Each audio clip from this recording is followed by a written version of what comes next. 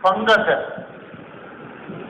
तो इसके बारे में लिटरेचर में तो बहुत ज्यादा प्रूविंग नहीं मिलती है, और जितनी मिलती है उस पे आप बोविस्टा प्रिस्क्राइब नहीं कर पाते हो, क्योंकि सेम सिम्टम्स, सेम डिजीज के बारे में और 50 दवाइयां हैं जो इससे बेटर इंडिकेटेड होती हैं। तो इसलिए हम रूटीन लाइफ में बोविस्टा कभी भी प्रिस्क्राइब नहीं करते।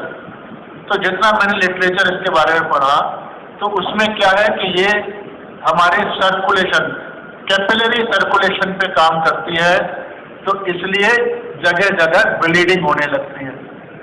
अगर इसी चीज ज्यादा ऑथेंटिक होती है, कार्बोवेज है, क्रोटेलस ऑरिडस है, हेमामिलिस है, बहुत सारी हैं, ट्राइफोलियम है, तो इसके कारण हमारी जो सर्कुलेटरी सिस्टम है, मतलब ये मैं आपको लिटरेचर पढ़ के वो बता रहा हूँ कि जहां मुझे जानकारी मिली है, ये नहीं बता रहा कि इसको आपको यूज करना है। तो उसके कारण इनको स्वेलिंग जैसी चीज आ जाती है। अब उन्होंने स्वेलिंग नहीं कहा है, इसको लिटरेचर में स्वेलिंग नहीं कहा है, बल्कि फुलनेस का है। फुलनेस की फीलिंग आने लगती है कि एनलार्ज हो गया, जैसे बॉडी एनलार्ज हो गई है, बढ़ गई है। अब उन्होंने इसको ओडीमा नहीं कहा, उन्होंने क्या कहा कि जो ब्लड इंस्ट्रूमेंट है वो निशान छोड़ देते हैं। जैसे अगर कैंची से कोई कटिंग कर रही है तो कैंची का निशान उंगलियों पर रह गया, किसी का हाथ अगर उसके ऊपर दब गया तो हाथ का निशान रह गया उसकी बॉडी पे। तो इसी को तो एडिमा कहते हैं। ये तो स्वेलिंग का एक कॉमन लक्षण है, इसको दवाई का लक्षण कैसे मान सकते हैं हम लोग? पॉइंट समझ आ गया? तो ये इसके ऊपर प्रिस्क्राइब आप नहीं कर सकते। फिर इन्होंने कहा कि ये स्किन पे काम करती है। अच्छा, अभी स्वेलिंग की बात करते हैं। तो ये स्वेलिंग की फीलिंग इसको हर जगह होती है, कहाँ उसके दिल में भी होती है। तो उसको लगता है कि दिल मेरा बहुत बड़ा हो गया है। उसके दिमाग में भी होती है, तो उसको लगता है कि ऑक्सीपिटल एरिया मेरा प्रोट्रूड कर रहा है, फूलकर मोटा हो गया, एनलार्ज करता चला जा रहा है, और पूरी बॉडी ही बड़ी हो गई है, टू लार्ज हो गई है, ऑर्गन्स टू लार्ज हो गए हैं।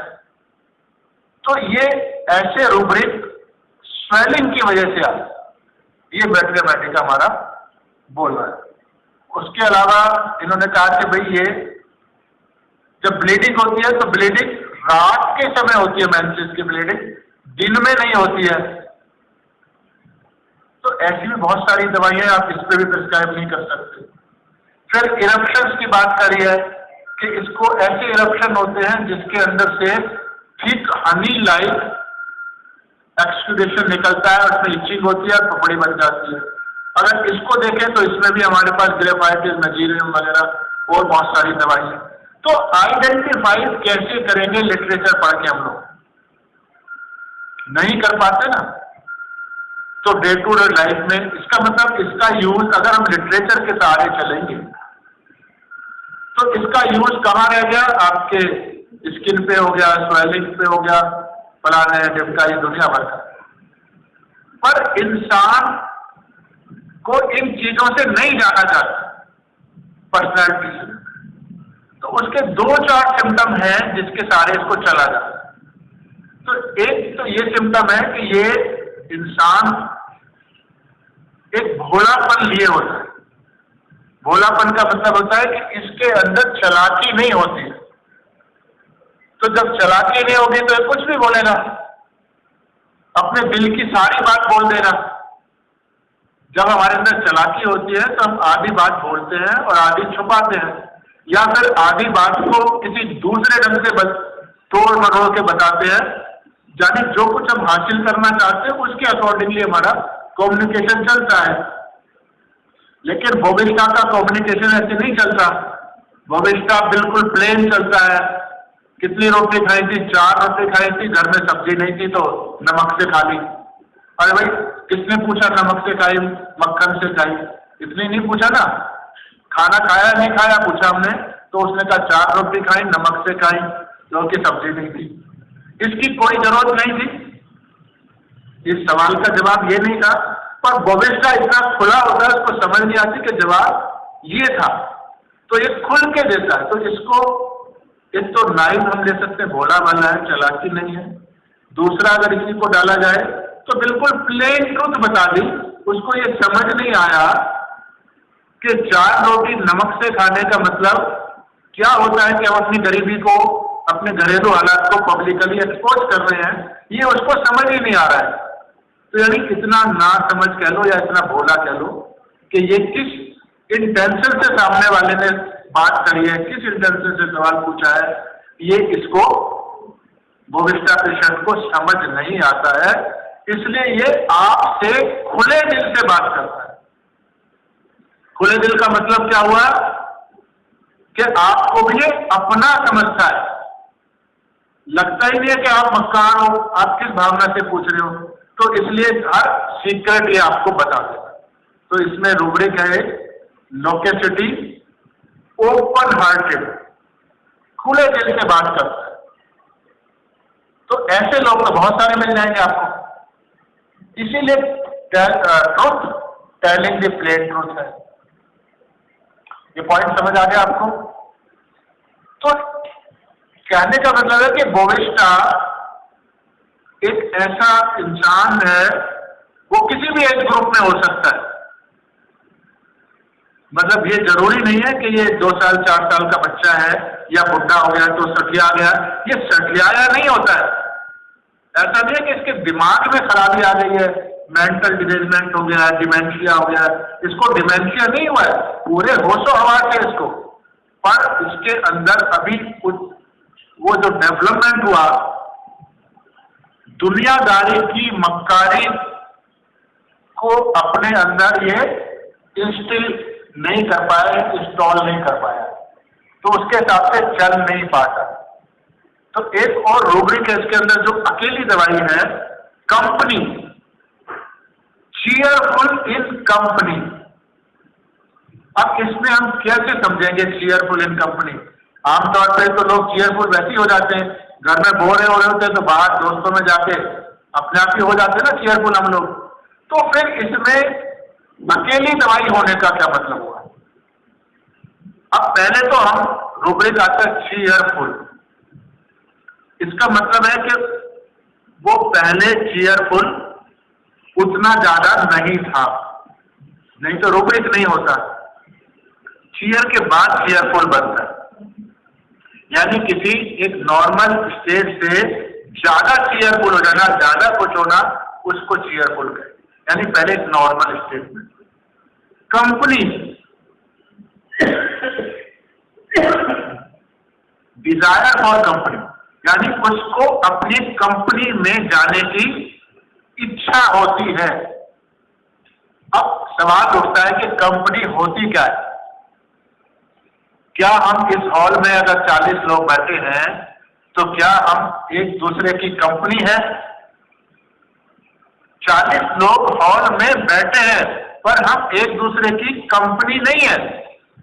हमारा आपस में दोनों से इंटरेक्शन नहीं है। इंटरेक्शन तब होता है जब आपका दिल से दिल मिलता है, जब आप अपने जैसा बनना चाहते हैं। भीड़ में भी होते हैं, मार्केट में होते हैं। जब आपको सेमिनार में आप लोग आए, आपने किसी से पूछा और भाई कैसे आई हो? मैं तो अकेली आई हूं, यहाँ तो मैं अकेली हूँ इस होटल में। तो समझ आ गया? होटल में 2000 कमरे हैं, वह सारे ऑक्यूपाइड है, स्टाफ है और बहुत कुछ है, पर वो अकेली है। मतलब उसके साथ जुड़ने वाला, उसका हमदर्द कोई नहीं है जिससे वो प्यार मोहब्बत से दिल से खुश हो। तो कंपनी माने अपने जैसा बंदा, जिससे अपने लेवल के ऊपर होकर उठ के बात की जा सके, वो कंपनी होती है। नहीं तो आपके साथ बैठे हुए लोग होते हैं, कंपनी नहीं होती। तो इसका मतलब है कि इसको कहाँ मजा आएगा बोविस्टा को? ये ऐसे लोग ढूंढेगा, यानी वहां जाके खुश होगा जहां इसके मन की बात सुनी जा सके, इसको इम्पोर्टेंस दी जा सके। यानी बहुत ज्यादा चालाक लोग जो इससे मजाक उड़ाए, उनके पास नहीं जाएगा। जो इसको ये ना कहे हाँ भैया आजा आजा तू भी आजा, मतलब दिल से इसको ना स्वीकारे वहां नहीं जाएगा। मतलब इसको ऊपर जरा सा भी अगर प्रेशर पड़ा सामने वाले की पर्सनैलिटी का, उस सोसाइटी का, तो ये उस सोसाइटी में जाना पसंद नहीं करेगा, वहां खुश नहीं होगा। तो समझ आ गया? तो ये भोले भाले लोगों के बीच में खुश होगा, चाहे वो भोले भाले हैं या नहीं है, पर वो लोग इसको नहीं एहसास करा रहे हैं कि वो मक्कार है। इसको ऐसा ही एहसास करा रहे हैं तू हमारा ही है, हमारे ही बीच का बंदा है, हमारा दोस्त है, हमारा अपना है। और यही अपनापन इसको कंपनी है, इसमें खुश होता है। जैसे कुछ छोटे बच्चे होते हैं, आपने देखा होगा, वो मम्मी कहते जा खेलने जा, वो नीचे खेलने जाता है तो लोग उसको, या तो वो छोटा बच्चा है और दूसरे बड़े हैं, या ये कुछ ऐसी हरकत करता है कि जो सामने वाले नहीं, तो वो कहते हैं भाई ये 4 साल का बच्चा है, वो तो 6 साल 8 साल के बच्चे वो क्रिकेट खेलते रहते हैं, ये उनमें फिट नहीं होता है, तो इसको खिलाते नहीं है, इसको कहते हैं भाई छोड़ो जरा, तो इसको अच्छा नहीं लगता, ये घर बाहर आता है। तो यानी उस 4 साल के लेवल की कंपनी उसको नहीं मिली ना, तो ये घर आ जाता है, मम्मी बातों को खिलाता नहीं, वहां मेरे कोई है नहीं, मेरा दोस्त नहीं। तो कंपनी तो दे रहे ना, वो खिला भी रहे, छोटू भी कह रहे, पर वो छोटू कहना भी पसंद कर रहा, इसलिए कि उसको लग नहीं रहा कि ये मेरे अपने, वो एक गैप आ गया उसके अंदर। तो इसको चीयरफुल कंपनी, ये नहीं है कि वो गप्पे मारने जा रहा है, तो अपने लेवल की कंपनी में खुश होता है। यानी ये दुनियादारी से फाइट नहीं कर सकता। पर सबसे बड़ी बात है कि इसको ये एहसास नहीं होता, इसमें और कॉन्ट्राडिक्शन कहां पर है, पर भूमिष्ठा को ये एहसास नहीं होता कि वो समाज से फाइट करने की पोजीशन में नहीं है, समाज बहुत मक्कार है और तू बहुत भोला है, तो इसलिए ये कुछ भी फैसला कर सकता है। वो 4 साल का बच्चा 6 साल 10 साल के बच्चों में भी घुस जाएगा, ये सोच के कि मैं कर लूंगा, पर वहां जाके जब उसको चोट लगती है, चोट का मतलब है जब कहते हैं चोट को इधर आ, तब 1 सेकंड में ये सारा इसका ऑडेसिटी और डेफियंस निकल जाता है, फिर ये वापस भाग आता है।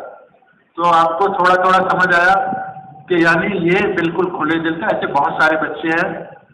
नॉर्मली अभी तक जितनी भी बार मैंने ये केस जो दिखाया, 17 साल का है, इसकी नाक बह रही है, फादर इसको बता रहे कि तेरी नाक आ गई है, इतना सारा होठों में आ गई है, और इसको पता ही नहीं लगा ये कर रहा है। तो अगर इसको टॉन्टिंग मार दी जाए कि मैं बेवकूफ, तेरे को दिखता नहीं है, तो ये फिर हाथ नहीं पाएगा, फिर ये बाप के साथ कंपनी नहीं बनेगी। अभी तो बाप ने उसको क्योंकि इतने प्यार से कहा है, इसलिए कंपनी बनी है, इसलिए वह बाप के साथ खुश है, इसलिए हंस पा रहा है। तो ये एक हार्श बिहेवियर को नहीं टॉलरेट करता। ठीक है, भविष्य थोड़ी थोड़ी समझ आई।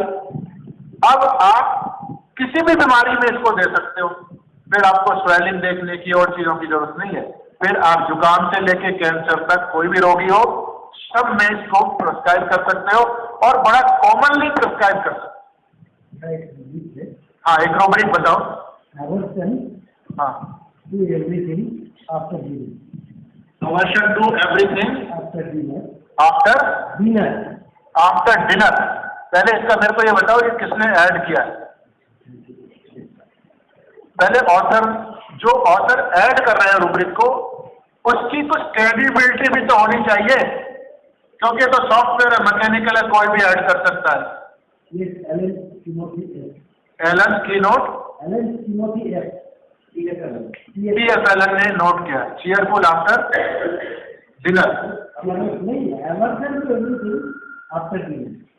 Aversion to everything after dinner, इसका मतलब है कि डिनर, यानी डिनर का मतलब होता है कि जब लोग भर पेट, डिनर को कहते हैं ना, हमारे हिंदुस्तान में डिनर शाम को होता है, तो वहां तो कभी भी डिनर हो जाता है यूरोप में, तो जहाँ पूरा पेट भर के अच्छे से संतुष्टि से खाया जाता है, उसको डिनर कहते हैं।